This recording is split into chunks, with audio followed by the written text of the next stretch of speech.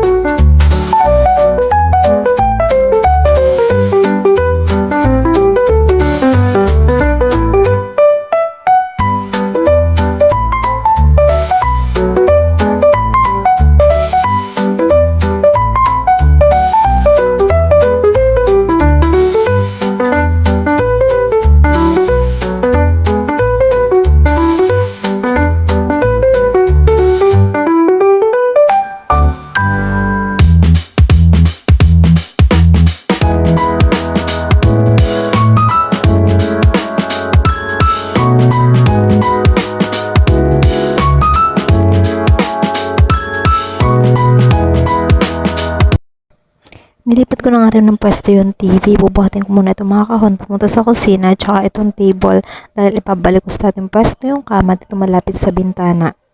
Sobrang kulit nga dyan ni Sam dahil gustong tumulong sa akin. Ilalo nga kami nagtatagal dahil hinihila niya yung aking damit at saka gusto niya rin buhatin yung mga buhat ko.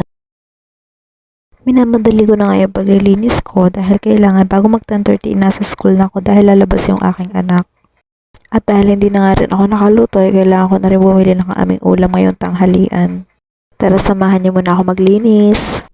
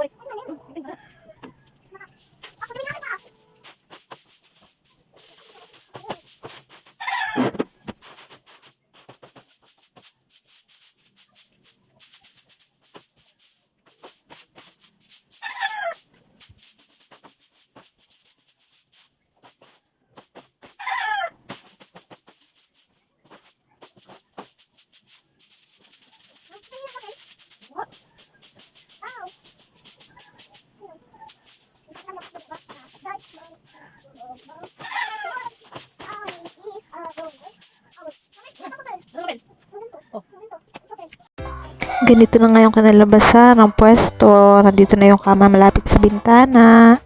At napakalinis ng bahay. Sobrang gaan sa pakiramdam. At dahil mag 10:30 na ng umaga, isinundo ko na yung anak ko dahil lalabas na siya sa kanilang classroom.